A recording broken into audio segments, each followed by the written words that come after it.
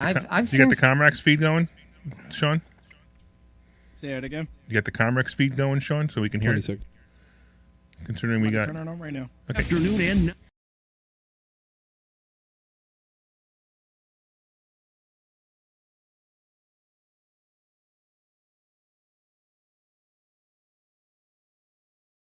all new shows from BetQL, streaming live right now on Odyssey. This program is a paid commercial announcement and in no way represents the views of WPHT or its management. WPHT, WPHT-HD, WOGL HD3 Philadelphia. An Odyssey station. Investor Schooling Live with Phil Falcone and Larry Steinhaus on Talk Radio 1210 WPHT. You're hot.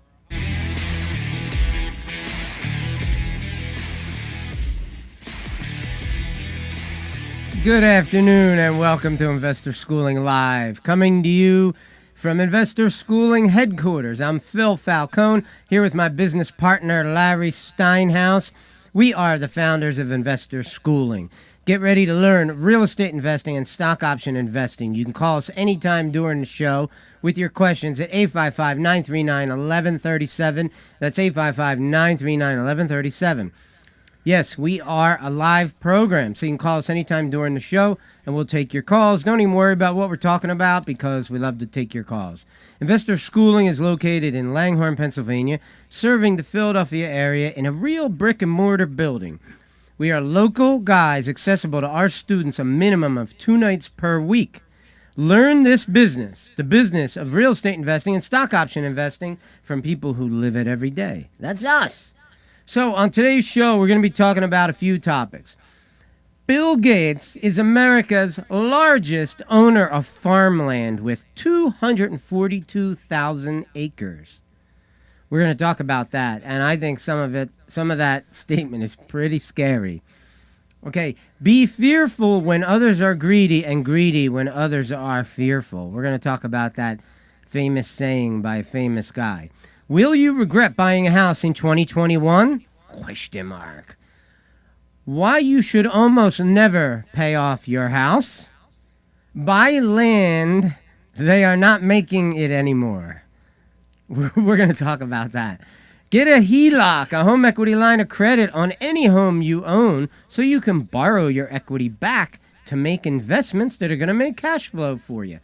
In the last 10 minutes of our show, we're going to have the stock option Sultan come here, and he's going to give us his picks of the week. If you are a stock trader, an option trader, a covered call trader, you want to listen to these picks.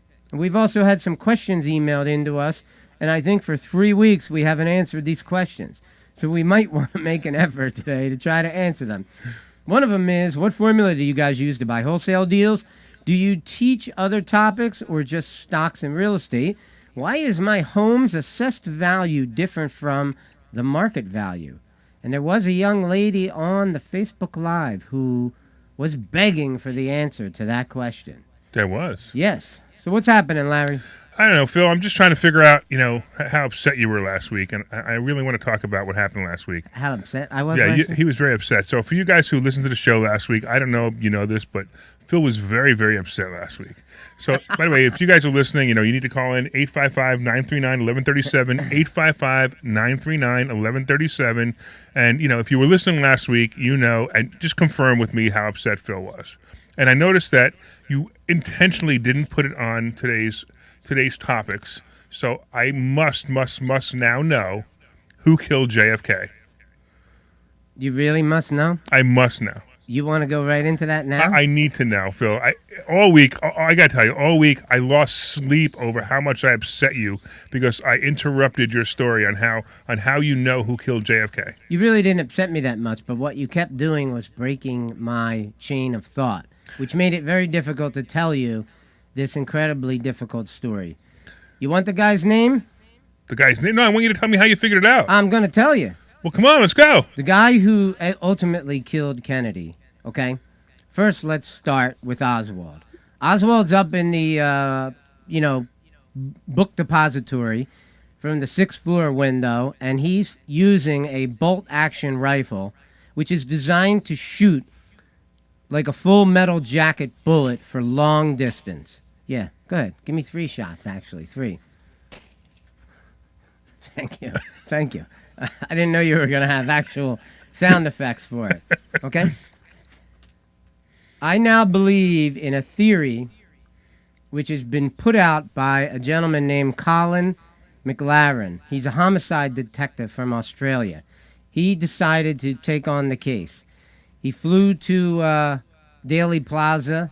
He did a full, extensive examination of the whole situation. So really, ballistics is what proves this theory. So the bolt-action rifle that Oswald was using, it just fires a shot that drills. It drills a hole in whatever you hit, okay? So it went straight through Kennedy's throat, in the back of his spine, came out his Adam's apple, went into Connolly's body. And if you watch the movie from Oliver Stone that JFK made, he makes it sound like the bullet was crazy and did a bunch of turns, right? But that's not actually true, because the Connolly, who was sitting right in front of Kennedy, in a jump seat, which was actually lower and closer to the inside of the car, had turned right. And if you look at the ballistics, this guy, Colin McLaren, proved that the bullet was a perfectly straight shot. Connolly was turned to the right. That's how it went through his wrist and buried in his left knee, okay, in his left thigh. So what this guy, Colin McLaren, says is that the single bullet theory is correct. But the people who examined it, all right, they missed all of that. They missed the position of the people, the position that they were sitting in. All right? So what does all this mean? A full metal jacket just drills a perfect hole in anything it hits, okay? It goes right through the body, and that's what it's designed to do. It's designed to go like a mile and go through a person, okay? But if you've seen the Zapruder film, you know Kennedy's skull explodes. Sure. Okay? Well, a bolt-action rifle can't do that, okay? But what can? A bullet that is designed to explode, you can buy them anywhere, right? You can even make them yourself just by getting a knife and carving out the shape of a pizza on the top of a bullet. And then what happens when the bullet hits a bone, it splits off in 6 different directions. You understand that concept? Okay, don't even answer that. Here's who shot Kennedy. You ready? I'm ready. I'm going to lay it on you. The All guy's right. name is George Hickey. He was a Secret Service agent who had only worked with the Secret Service for 4 months. 4 months prior to Kennedy's assassination, he was hired. His first job was to clean the car, fill it up with oil, make sure it was waxed and looked good and had gas. Okay, that was his job. The Secret Service, in the back seat of that car, which was following Kennedy, an AR-15 was on the floor. So when Oswald started shooting at Kennedy, in the back seat was Secret Service agent George Hickey. He reached down, he picked up the AR-15. I will show you a picture of him right now. If anybody out there doesn't believe me, you can read the Warren Report, page 761, and you can read all about George Hickey. Okay? So what happened was he pulled out the rifle, he released the safety.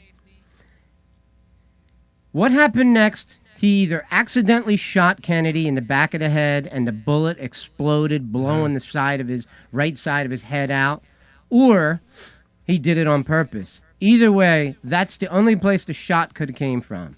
There were 11 witnesses on the street who smelled gunpowder. 7 of them were Secret Service agents. You could never smell the gunpowder of Oswald being 6 stories high. And Oswald's weapon had no ability to blow the side of someone's head out. But an AR-15, that's pretty standard, okay? Especially if you're a Secret Service agent, you're going to have the most deadly ammunition in that gun possible. Page 761 mentions George Hickey, and what's really freaky is he goes on the ride to Parkland Hospital and was carrying around the AR-15 inside the hospital the whole time. And didn't he then clean out the car? Or was it somebody else Well, who the cleaned car was, that was done by Lyndon Johnson. Lyndon Johnson ordered the car to be cleaned. Yeah. Okay, and then so ask yourself this. You can believe in two conspiracies. Let's call one of them the JFK movie by Oliver Stone. A very, very complicated mix of the mafia, the CIA, the Cubans, the Russians. Everybody was involved in it, right? What Colin McLaren is saying in his theory is it was an accidental killing, or potentially he was put there as a plant to do it, okay? Either way, the simplest solution is a heck of a lot easier to believe than that whole giant conundrum of conspiracies, okay? So the way I look But at Oswald was still in the depository shooting at Kennedy. well, So he was supposed to be killed. who was supposed to be killed? Kennedy well, was of supposed course, to be killed. of course. Yeah. Yes, he So- was, as they right. said in the movie, a dead duck. He Yes. wasn't getting out of there. Yes. Okay, so So if the bullet came from Hickey, is that right? yes, George Hickey is his right. name. If the bullet Secret came from Service Hickey agent that George actually Hickey. killed him accidentally or on purpose, you're right. He Okay, was- so now you have a reason who for set it all up. Okay, so let's talk about it. Now you have a reason for a cover up. Okay, the Secret Service was embarrassed by the fact that their Okay. own person That makes sense. killed the Sure. president accidentally while trying to possibly protect him. Right. Or possibly he was a plan to kill him. Either way you look at it, it's a much simpler solution. Okay. So for all of you who stopped listening a little while ago, we will get back to real estate and stock options right now. All right, well, let's get started. But there's a lot of people out there who are going to feel this way about you. That's fine. I don't sit around at night and worry about what people think of me. I certainly don't. That's for sure, right? Let me tell you something. If you'd like to learn a little bit about the theory, you can get a lot of this information from Amazon Prime. There's a documentary called JFK, The Smoking Gun. All right, I like it. Okay, let's get on to some real estate. I just want to say now I'm really happy that I actually listened to this because now it's exciting to listen to. By the way, you're a history buff, aren't you? Yes, I don't watch really regular TV. I do like movies, but I mostly watch documentaries. I watch documentaries that nobody would watch. Documentary makers don't watch the documentaries I watch. Well, you should make a documentary. Yeah, I'm thinking of making one. What would you like to make a documentary on? I was thinking about making it about me. About you? Yeah, Oh, you think you're that exciting? I think I could embellish it enough that it would be. All right, that's good. How about we talk a little real estate? Let's do that. By the way, 855-939-1137, 855-939-1137. And feel free to, contradict Phil's theory Yeah, sure. because we have nothing else to talk about. And, Yes, we and do. since you just brought the whole room down, I don't even know. If you would shut up, we would have something to talk about. Oh, is that it? Yeah. Okay. Well, Let's what do you want to talk about? Let's talk about Bill Gates is America's largest owner of farmland with 242,000 acres. Okay? I do not trust Bill Gates. I think he is a creepy dude. Is this the conspiracy theory day? Is that it? Is that what we're just going from conspiracy theory I'm to just sharing conspiracy with you theory? my opinion. Are you going to let me talk, or Are you- am I going to have to come over there and Are you going to break put a your magnet nose again? Are you going to put a magnet on your arm where you got your vaccine? I didn't get a vaccine. I would never get a Oh vaccine. no, you don't say it on the radio. Don't Yeah. you know that if you don't have a Larry vaccine while you're on the Steinhaus radio, never got a vaccine. don't you know that if you're on the radio and you didn't get the vaccine, everybody listening can get coronavirus? Yeah. If you listen to the sports stations, you hear a bunch of these crybabies coming on and going, the Eagles players, 50% of the Eagles players don't have the vaccine. They're being so irresponsible. No, they're being very responsible. They don't want to put poison in their bodies. They don't want to die. I will not confirm or deny whether I've gotten a vaccine. Okay. Bill Gates has purchased 242,000 acres of farmland. I know for a fact that he also has been getting patents on seeds and putting them in a vault. Before you go on to this, I just have to say that Scott on Facebook, he writes the new billboard should say conspiracy schooling. That's great. All right, so are you going to comment at all on the first topic, or are you just going to... Bill Gates owning all that. I don't know what to tell you. I mean, it's going into conspiracy theories again, and I can't even begin to comment on that. You can't. No, I mean, do I have like, am I worried about it? I'm worried about it a little bit. That's it. I think it's a pretty scary thing when somebody's trying to corner the agricultural industry. Well, of course, and but it may even be some. It may be, well, was it the road? The road to hell was paved in good intentions, right?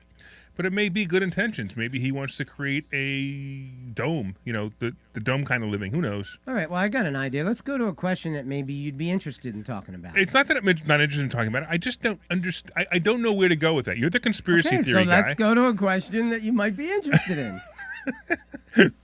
I'm going home now. Forget the question. I want to know what the next conspiracy theory is. Wait. Let's see. Let me see if we can find one. Oh, here we go. Buy land. They aren't making it anymore. That's a topic. That's certainly a conspiracy theory. Really? Yeah. What, do you think they can make more? No, I just don't know if They can actually. It's called dredging. Is it called dredging? So there you go. So now you already Trash. There are parts of Boston that were made of trash. They dumped. Oh, they- yeah, sure. Yeah, Oh, sure. sure, And yeah. it's the northern part of the city. I forget what it's called. Maybe it's Charlestown. I don't know. Right. It might be Charleston. I don't know the name of the town particularly, the neighborhood, but it was built on trash. I do have to say this is the most interesting show. Really. I'm Well, not sure if I want to say it's the best show, you but don't it's wanna- definitely the most interesting show so Well, far. Maybe if you tried to contribute to the show, it might be better. I'm trying to contribute to what? I'm not a conspiracy theorist. Okay, so how about be fearful when others are greedy and be greedy when others are fearful? Okay, good. What do you think Something of I can finally talk about. that? Well, please do. Actually, we teach this. We actually teach our own version of this called the steak and tuna theory. Okay, lay it on us. All right, cool. So it's actually, I believe it's Warren Buffett who said that, who said, be fearful when others are greedy and greedy when others are fearful. It's a very basic philosophy of investing. Absolutely. And, it was great. It was a great, I have to say, it was a great lesson to be reminded of a year ago or a little over a year ago when COVID or actually government overreach started up and the stock market tanked. And honestly, most of us, we should have gotten really, really greedy. Some did, but most of us should have gotten really, really greedy. We actually got scared because we didn't know when it was going to end. It wasn't about whether we thought the stocks were going to come back. We all knew they were going to come back. We just didn't know when, and that was a problem. We should have instead of being fearful along with everyone else, we should have just turned around and said we're going to be greedy, and here it is. I think we were plenty greedy. we made money. I no had doubt, the but- most financial gains in the stock market between March of 2020 and February of 2021. That's fine, but think about this. You could have just bought Snap. Just Snap. That's it. And you could have bought it on below 10 a year and a half ago when it's almost 80. So what's the difference if I bought Snap or Apple or Facebook or whatever it was? I bought a combination of other things. Sure. But it still was. I think we were plenty greedy, and we did really Yeah, well in yeah. that time frame. Yeah, and then Our problem started Yeah. sometime around February of Right. 2021. right when Then we Biden had came some- in and kind of like spooked everybody. And all the scare tactics, the Right. Lambda, the and Delta- and the Delta variant. variant, and this variant, and Right. scaring everybody to get the vaccine. Scare tactics. You want to talk about conspiracy theories? There's a big one right there. What, the Delta variant? Everything about the whole coronavirus. Oh, absolutely. Everything. There's From no doubt beginning about my to mind. end. Yes, Is, absolutely. There's way too much stuff in it that doesn't make any sense at all. yeah.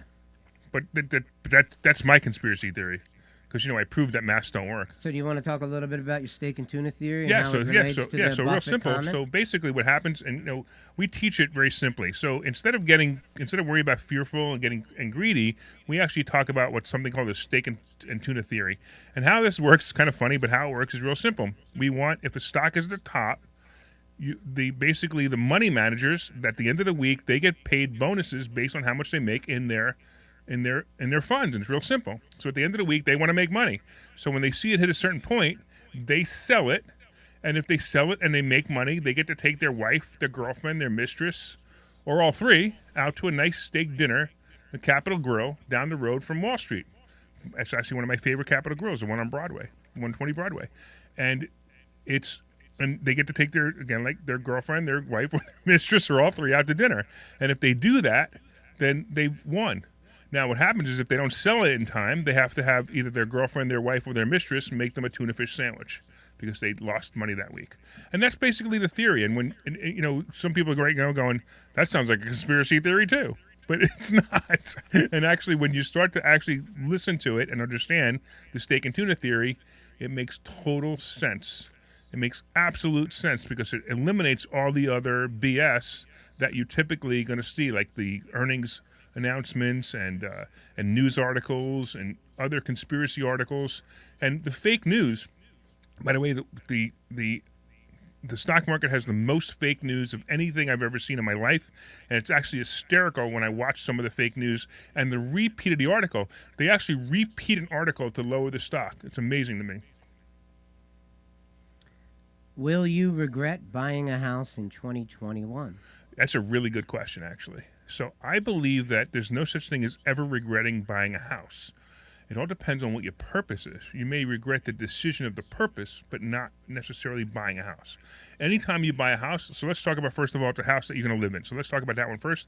That's the easiest one to not regret.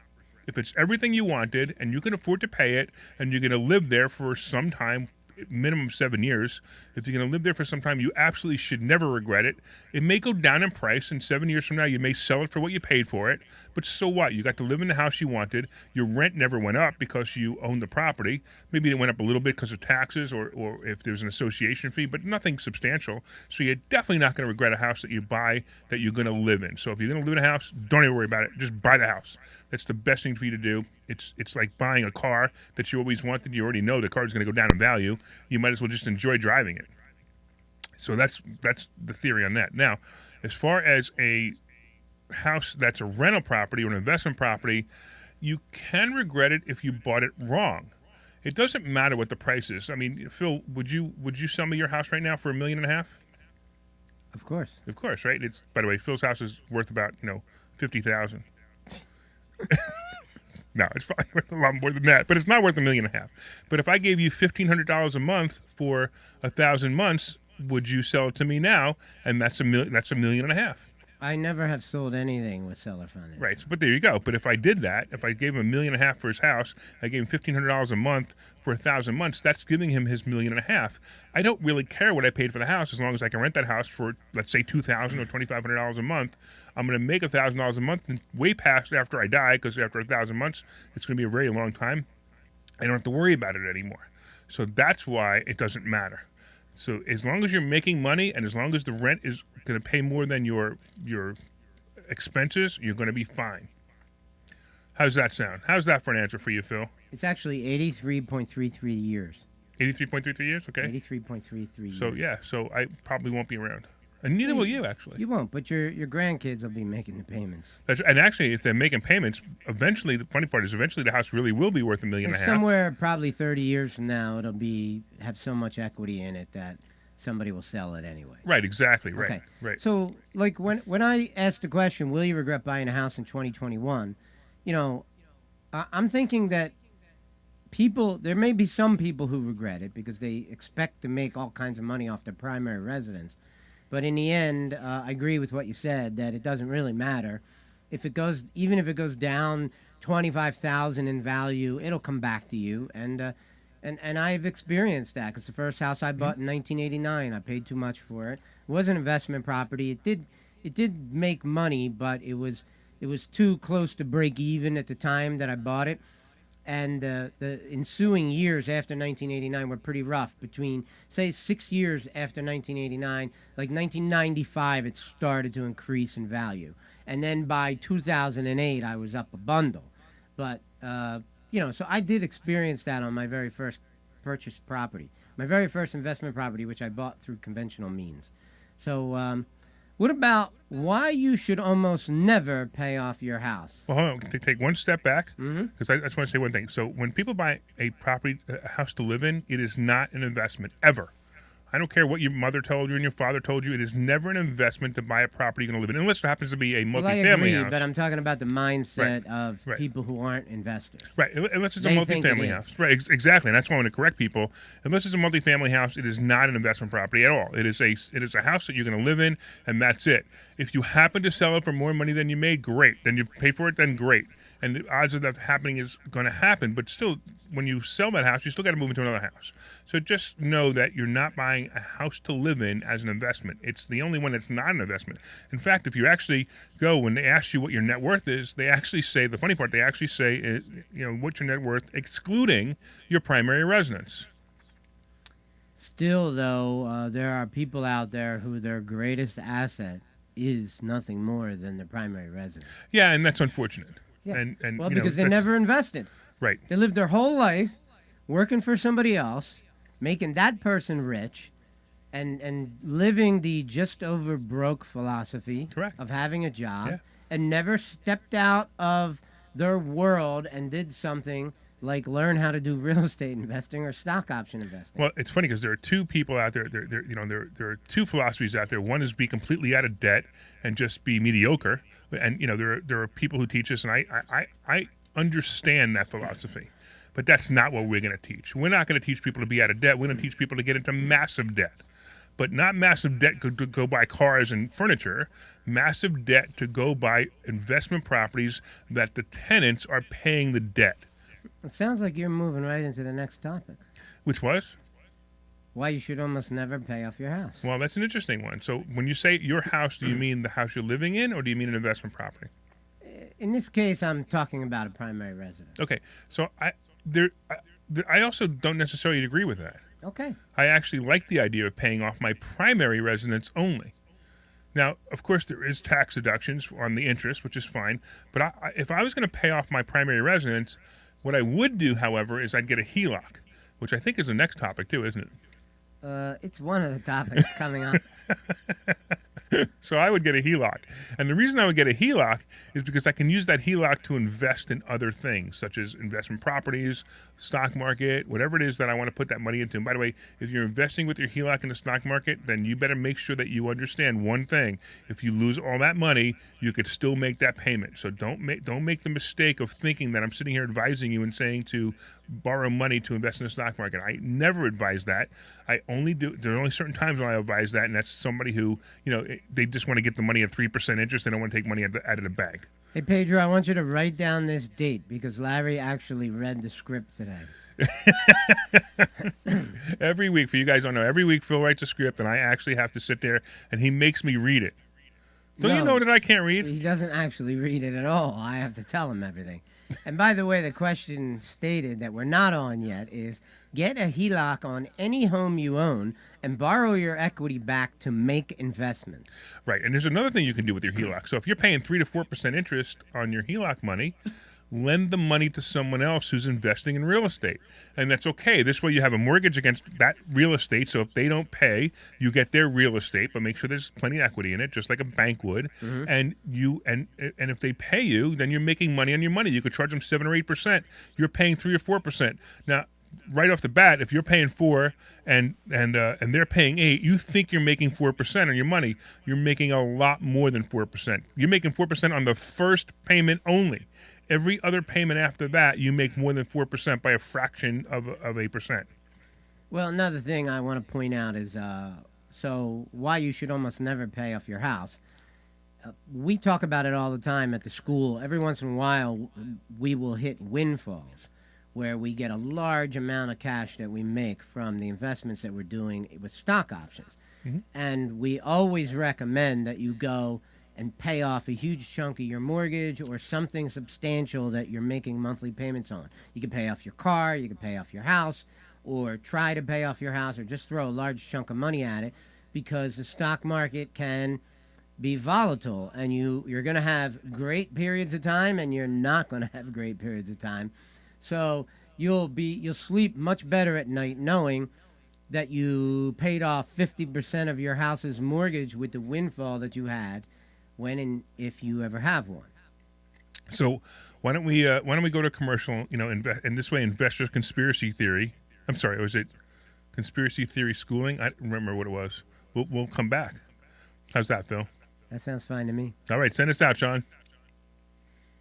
Hi, I'm Clear. from InvestorSchooling.com. I'm inviting you to a complimentary class in Langhorne This whole this day. Thursday night at 7 p.m. Yeah, that- I will just teach you than how any to other buy show. ugly houses Yeah, true. and make them beautiful. As a gonna warm up my bonus, coffee. we will also Okay. teach you stock option investing. So get your butt to this meeting, 7 p.m. this Thursday night, Langhorne, doesn't like the microphone in your face. 215-876-3002, InvestorSchooling.com. Hey everybody, it's Larry Sinus from InvestorSchooling.com. You heard my partner Phil Falcone tell you why you should be there this Thursday night to learn about real estate investing and learn about stock options trading. We're telling you right now, you will make more money than you've ever made in your entire life if you learn these two skills. Be there this Thursday night at 7 o'clock in our Langhorne headquarters. Go to InvestorSchooling.com. Pull over right now. Take out your phone and go to InvestorSchooling.com. RSVP right now. InvestorSchooling.com. See you Thursday. Hi, I'm Phil Falcone from Executech Suites. We're an executive suite center in Huntington Valley on Buck Road, 67 Buck Road, Huntington Valley. I'm sure you've driven past it. We're right in between Street Road and County Line Road. We have 47 offices in the prestigious address of Huntington Valley. I have offices starting at $595 a month. You're probably wondering, Phil, what do I get for $595 a month? Let me tell you. You get an office big enough for one person. You get the furniture in that office. You get the telephone on the desk. You get the telephone numbers. You get the fax numbers. You get 2 full-time receptionists to answer the phone in the name of your company and patch the calls to you. So if your company's ABC Painting Company, hey, ABC Painting Company, how can I help you? Would you like to talk to Bob? Let me get him on the phone. You could be home sleeping on your couch and I'll patch the calls right to you. What else do we give you? We give you the conference rooms. We give you the kitchen. We give you the mailboxes, the printer, the copier, the scanner, UPS service, you name it. All of the utilities, cleaning service, and best of all, we give you free coffee. Get yourself to Executech Suites. Phone number is 215-942-7701. 215-942-7701. ExecutechSuites.com.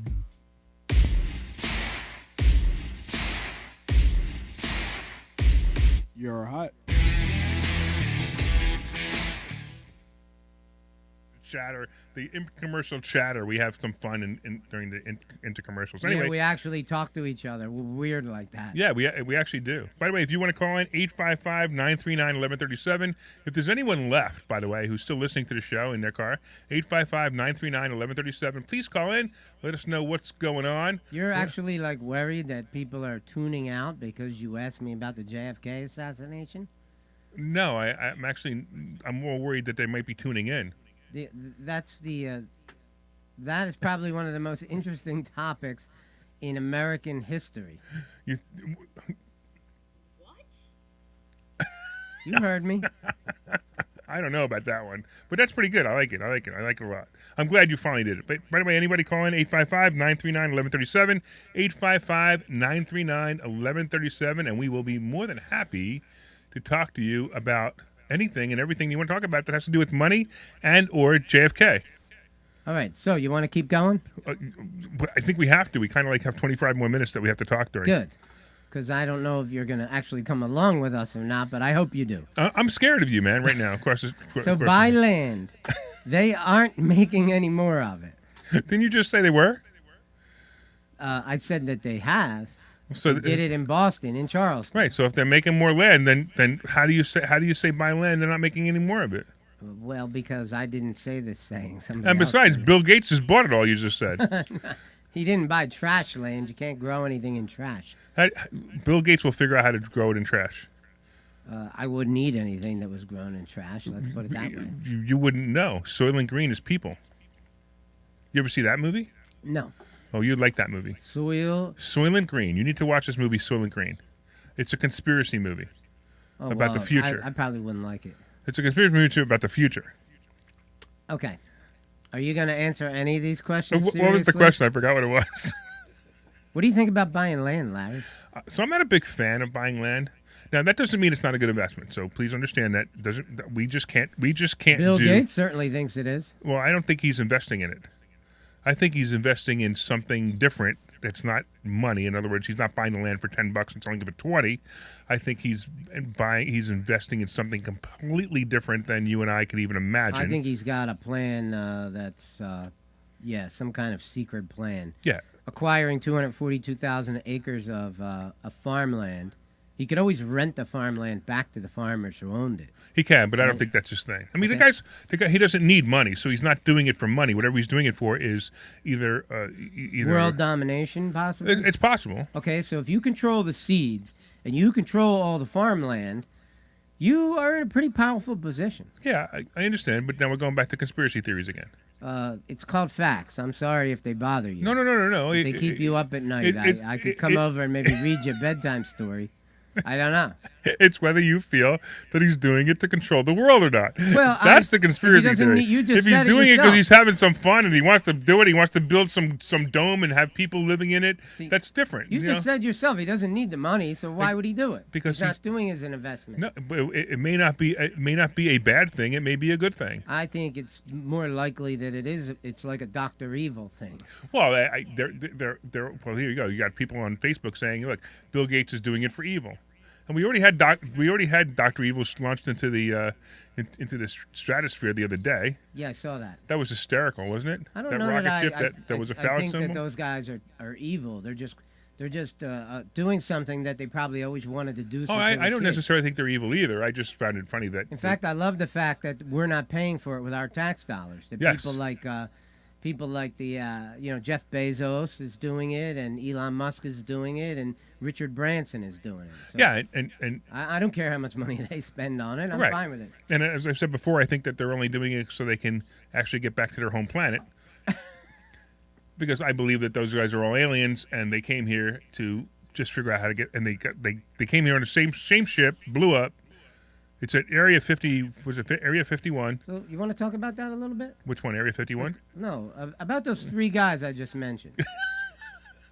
Elon Musk. This is the most interesting show we've ever done, or the most boring show I've ever done. I'm not sure which. Guys, let me know. Hey, please, somebody call in and say whether you're interested in this. 855-939-1137. 855-939-1137. Please tell me whether this is a good show or a bad show, because if it's a good show, I'm pretty excited about it. If it's a bad show, we might be thrown off the air. So you got Jeff Bezos, you got Elon Musk, you got Richard Branson. Out of those three guys, which one do you like the best? Which one do you think has the most honorable intentions? I have no idea, but out of the three, I like Elon Musk the best. Me too. I Okay. would say Elon Musk is more like a modern day Edison. Yeah, sure. Okay, and I think he's a good guy. I'm not so sure about Bezos and Branson, but they seem pretty harmless to me, at least at Yeah, this moment. I mean, if you look at early videos of Bezos, you realize that he hit it. He just hit the right thing. He hit it the right thing at the right idea and time. he made Yeah, it happen. exactly. So He's obviously a great CEO. right, and I'm a big fan of anyone who is successful in any business to any extreme. It's unfortunate. It's unfortunate for small businesses that the government overreach destroyed everyone else's business, and now Amazon is the only place to buy anything anymore. But that's not Bezos' fault. Bezos happened to be in the right place, the right It time. could have been part of a plan, though, because let's face it. So large companies can be swindled for large amounts of money by politicians Absolutely. rather easily. Okay, a And it small is being done. family-owned hardware store cannot do anything for the criminals. I mean, the politicians that run our country. Yes, that's exactly right. So it makes perfect sense that if you crush small business and you help big business, you have a much better chance of getting paid by those big businesses. That's right. So listen. So if one of the few politicians who's left who understands capitalism and believes capitalism will be great for each person living in America, please reach out to Investor Schooling and help us. No? How would they do that? I don't care. They could just let people know that we exist. They could actually go on. We could have Donald Trump stand up and go to investorschooling.com and learn how to make more money than you ever made in your entire We life. should get Trump to do a little intro for us. We could probably figure that out. Yes, I think we could. I think we're big I enough. sent to, him a free book about 14 years ago. I'm sure he remembers. Yes, I'm sure he did. All right. Yikes! This is All getting right. interesting. Next question. Well, it's actually not a question, it's a statement. But get a HELOC on any home you own and borrow your equity back to make investments with. By the way, I want to talk about that real quick for somebody on the show. So Jamie says the show is way off into Uranus being the planet, which is kind of funny because we have a saying here that we do that often. But I just found it very funny that you put that up there. For those of you who understand what that means, it's why we've got off the planet on this show. But HELOC, I just want to talk about this for a second because we mentioned it before. Most people think you can only get a HELOC on your primary residence. That's not true. You can get a HELOC on an investment property, and I suggest you get a HELOC on every investment property you have that has any equity in it, even if you're not going to use the HELOC. What bank have you used to get HELOCs on? So actually, I found Univest Bank and Trust, which is near us. I have a relationship there. And I think it's a great place to go to get HELOCs on investment properties, and they will do it. They'll only give you a maximum of $100,000, period. So I'll just share this with you. I was able to get a commercial version of a HELOC on Executech, but they only gave me $30,000. Oh, that's and interesting. That was from Key Bank. That's interesting. Key Bank, you've heard of them? So, but Executech, yeah, I haven't heard of it, but Executech. It's so huge and there's so much equity in it. I'm kind of surprised they would only give you $30,000. Well, it was more like we didn't even need it necessarily. It was just like, hey, when they offered $30,000, we just took it because my wife thought, well, why not? We'll have it if we need it. Right, absolutely. And we're not using it to do investments really, but we have used it to make improvements to the building, things like that. So we don't have to tap in our own cash. We just use this line, and then the business pays back the line. So it's no big deal. So you remember Crazy Eddie? Yeah, sure. Yeah, so Crazy Eddie, I used to work for Crazy Eddie. I had several careers in Crazy I Eddie. know, you're a lot like Crazy Eddie, I think. No, I think Crazy Eddie wasn't anywhere near as crazy as I am. But Eddie Antar, who I met several times, he used to talk about in meetings before he became full-fledged criminal, when he was just a little shady. But one of the things he would talk about that I actually really thought was great advice was always borrow money when you don't need it, because when you need it, you can't get it. And that's definitely a philosophy to follow. Get as much money as you can, and get as much money as you can from banks. Have it ready to go, like in HELOCs or in credit cards. I mean, as you know, I'm right now it's $734,000, I believe, available to me on credit cards. $734,000 available to me on credit cards, which is great. I mean, everybody out there is going to go, what would anybody do with $734,000 worth of available credit cards? They said, I'll let you know when I use it. Mm-hmm. But at least I know I have it. And the best part, too, is my credit score will be higher because 10% of my credit score, or 10% of my money that I can borrow off of that money is $74,000, which means that I can borrow up to $74,000 before it affects my credit score. Most people who have a $10,000 credit card, if they borrow $2,000, it already dents their credit score. And we teach credit building here as well. And when you come to investorschooling.com, you're going to learn credit building as well, and how to build credit and how to have credit ready for you when something happens. So we talked about two different banks that we know are lending on non-primary residence properties. That's interesting, and I'd like to know if there's more. If anybody out there has gotten a secondary loan or a potential something like a home equity line of credit on an investment property, we would love to have you call us. And our phone number is 855-939-1137, 855-939-1137. Yeah, and if your bank does it, feel free to call us and let us know. We'll give you a free plug because, honestly, that's great for us. So 855-939-1137, somebody call in. Somebody call in and let me know if you found this interesting or not. Today's show is interesting. I actually think today's show is one of my favorites, although we went into the conspiracy theories a little bit more interesting than I thought we would. Conspiracy is just the spice of life. Is it? Warren Buffett said that. Is it? So, I don't know. I still think, my favorite conspiracy theory. If you like, I could just come on here every week with a new conspiracy. We could possibly do that, but I'm not so sure that's exactly what we want our audience to see. I can tell you spent 20% of this radio show wondering that aloud. Yeah, I mean, honestly, if we had a 2 or 3 hour radio show, I would talk about conspiracy theories for 2 hours and talk about finances 1 hour. Well, of course you will. But we don't have that much time. All right, so what do you think? Jamie just said don't talk about conspiracy. She said no. Okay. Well, I'll take that with a grain of salt. And Jamie is our senior student liaison, so if you come here, you get to meet Jamie, and Jamie's like one of the most wonderful people you'll ever meet. So why don't we answer She's definitely nicer than you and I. Why don't we answer some of these questions, especially the number 3, which has been on the sheet for several weeks, and we haven't answered it. Okay. There was a lady, if you can go back to last week's Facebook comments, there was a lady who was asking for that answer. Yes, and she wanted to know Why is my home's assessed value different than the market value? Right. And the real answer is because the simple answer is because the assessed value is made on random numbers. I don't care what they come up with and tell you where it matches, but it's random numbers. Some people, some counties and or cities will base it on a number that's equivalent to a sales price. So maybe they said that a house is worth $300,000 and they're assessing it on that. And that number sometimes is correct, sometimes it's not. Let's say the number was assessed at $300,000 and it's an actual sales price number, but your house is now worth $400,000. That means you're paying taxes on $300,000, which is fine. Which if that made any sense, that'd be great. But now, if the property value goes down to $250,000, you're still paying assessed value on $300,000, and you may be able to lower that number. The counties and the towns that make it easy for you to understand use that number. Now there's something called mills, and they actually figure out some crazy weirdo calculation to figure out how much the number actually is. So you may find a house worth $350,000 being assessed at $85,000, which makes absolutely no sense whatsoever, except that number has a calculation that you don't know, that you can find out, but you don't know what that calculation is and how they came up with that calculation. And because of that, it just becomes more and more difficult to try to figure out what your assessed value is. However, one of the things that people do with this is they want to lower their taxes. Everybody want to lower their taxes on their properties? You think that everybody wants to do that, Phil? People want to do it, but I don't think it's so easy to do.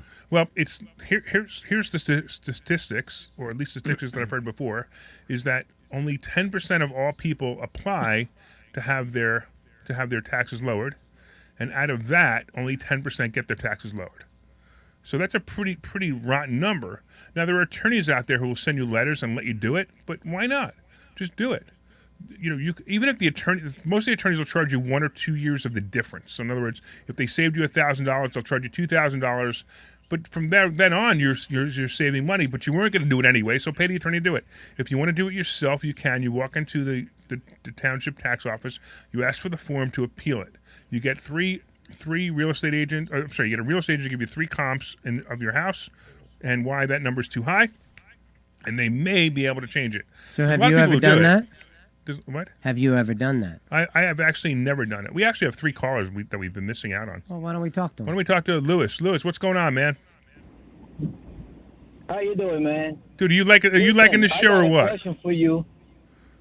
Go ahead. I listen to the show every week. Every week. This show is always interesting. Whoever says anything different is, I don't know what they're thinking about. All right, but I gotta know, was today's show interesting more or interesting less? Yes. Yes. Can we have more detail, Lewis? I don't think it's less. More? No.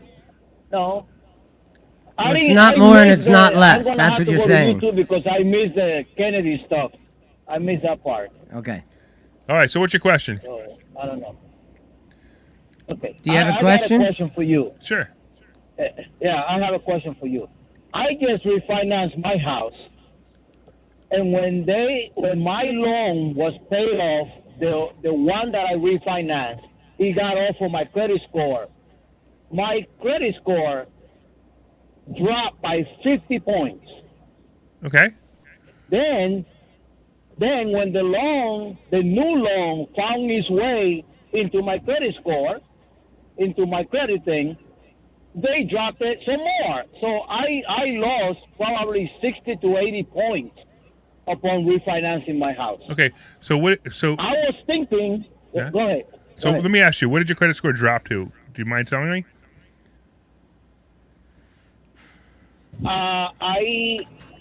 From 640 to like 605, something like that, and then Okay. I was one of them was 7 something. My credit score is a little over 600 right now. Okay. All right. So So here's what you need to know. You need to learn how your credit score is calculated, because you don't know how your credit score is calculated, and I can't teach it to you now. We have 9 minutes left of the show, but I can't teach it to you now. I probably couldn't teach it to you on the air anyway. But you should come to our class, and we will teach. As a matter of fact, I'll tell you what. If you want to write this down, anybody else want to listen to this, go to investorschoolingapp.com, investorschoolingapp.com, and you could download our app. It's a free app. You can have it, and there's some videos on there. And one of the videos on there is everything you ever want to know about money, like drinking from a fire hose or something like that. And you can watch that video, and in there I even talk about credit score and how it's calculated, and you'll actually learn how to do that too, which will be a great idea. I heard you mention that app last week, and I missed it. The whole Investor Schooling app. App.com, right. And you can download it for iPhone or for an Android or anything else you want to download it for. But do that, Lewis. Have you ever been here before? 3 times. You've been here what? 3 times. You've been here 3 times? About 3 times. Well, what are you doing? You need to come. You know me. We talked before. What? He says that you know him. We've I'm talked like before. 2 hours. Let's go to the next All right, one. let's do this. We got to run, Lewis. Why don't you come back tomorrow and we'll talk to you some more. Real quick, let's grab Jose. Jose, what's going on, man? Yo, what's going on, my brothers? How y'all doing, Phil and Larry? Hey, what's happening, man? You're a student, right? Yeah, this Jose, the Army guy. You already. Oh, know I know who it is. exactly who you are. Yeah, we got 30 seconds for you, man. So quick, get to your point.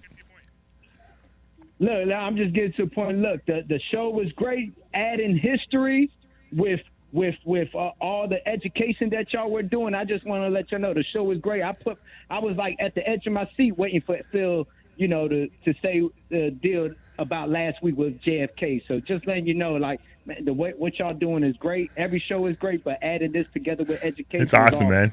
All right, cool. Thanks, buddy. We appreciate that. Real quick, Scott, what do you got, man? Hey, great job, Larry and Phil. Enjoyed the conspiracy. I got a big, huge Bible of conspiracy, but I wanted some time. I know you don't have a lot of time, but to talk about trust. Keep up the great work. We talked about trust the last 2 weeks in a row, man. But come into tomorrow, and we'll talk about it in class for you. All right. All right, thanks, man. All right, it's time. What do you think? You think? It's time.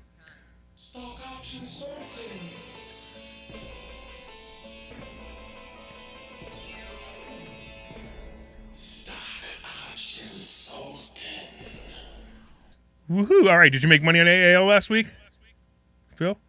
On AAL? No. You didn't make money on it? You didn't play it? No, I'm in it. Oh, okay.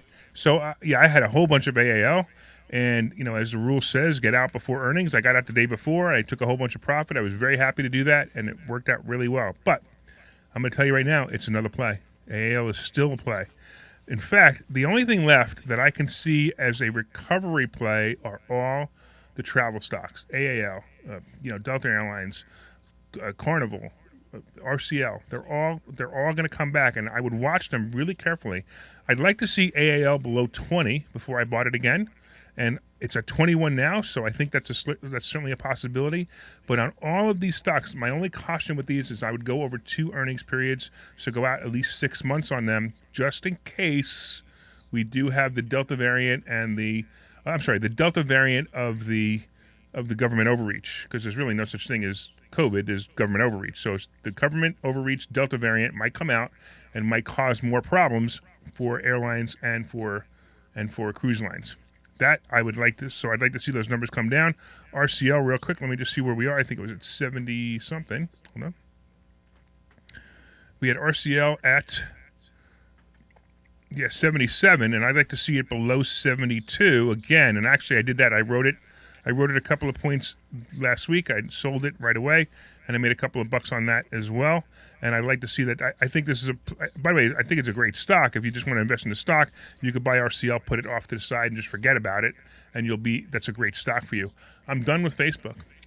I can't invest in Facebook anymore. Facebook used to be my favorite stock option play, and it's just too expensive now. It's hitting points where I just can't be in it anymore. The stock options are too expensive. It's at $370. I just can't be in it anymore. Well, maybe they're going to do a split or something. Well, I'm hoping they will, actually. That's what I'd really like to see. So I don't want to see that. But Apple, again, is a good play, and Apple is in the sweet spot, and the sweet spot would be about 150. Now, I would wait to see if this goes below 140, and if it goes below 140, I'd buy it. That doesn't mean that I'm not going to change my mind and say 145 later on, but right now I'd like to see below 140. The nice thing about Apple, again, is we got earnings coming up this week. Actually, earnings coming up on Tuesday, which means it's probably too late. Most likely, Apple's going to crush earnings, and it's going to be great. By the way, I wanted to talk about why Facebook popped the other day. Facebook popped the other day because of Snap and Twitter, not because of Facebook. So what's happening is people are thinking that if Snap and Twitter made so much money, Facebook's going to make money too. I don't necessarily agree with that philosophy. I think first of all, if I was going to play anything on Facebook, I'd put a put on it right now. But I won't do that 2 days before earnings because I think that's a bad play. But I also think that Facebook will drop. If it goes to the 3 1/4 again, I'm going to turn it back on as one of my 6. If it goes into the 3 1/4 range, I'd like to see that. That would be a great play. That would be a great play for me, and we'll have to see how that plays out. All right, you got anything you want me to look at? No, you got nothing for me to look at? How about JNUG? JNUG, anytime it hits 68 or below, is okay. I'm in JNUG for the long run. Yeah, I've got a 65 strike price that I paid $15 for, which means 80 is my break even. I think it's into November. It's either October, November, which actually is pretty good. The guys are reminding me, no more puts, Larry, no more puts, Larry. They're all reminding me online. I'm watching. It's pretty funny. So our students we've been told that we're not doing puts anymore because we keep getting burned on them. But JNUG, I like JNUG. I think it's a good play. Alibaba at 205, where it is right now, is absolutely a play, but don't play it too far. 212, 215, absolute max. And if Alibaba goes below 200, again, let's go for 195, and I would ride that up to 207. I wouldn't go very far because it's on a downtrend, and I don't want to see us get hurt in Alibaba. Although again, great stock and a great play. Ford.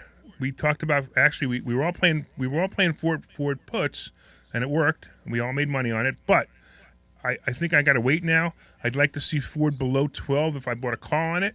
So I don't want to touch it right now. I just want to monitor it and see where that goes. Coinbase is another one that I like a lot, and the reason I like Coinbase is honestly because people are buying crypto whether crypto's up or whether crypto's down. When crypto goes down, it's like a flurry of buying it. When crypto goes up, it's a flurry of buying it. So Coinbase makes money every time someone buys crypto, which to me makes total sense. So they don't care whether the price is up or down. They just care how much volume there is with crypto.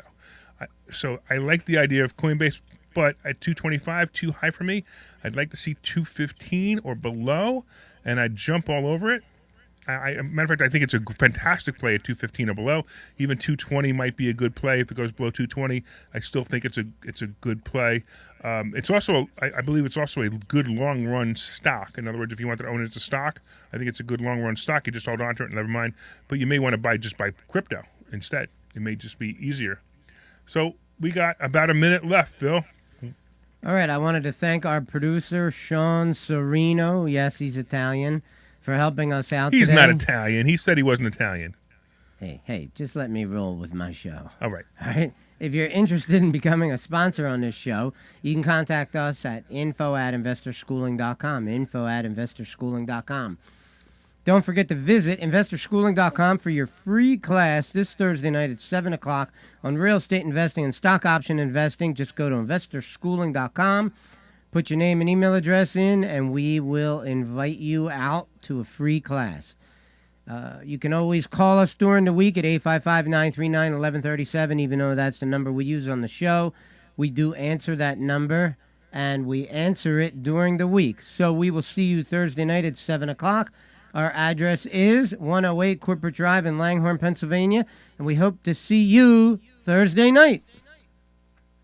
This program is a paid... Clear. Thanks, man. Take care. All right, guys. Have a good week, and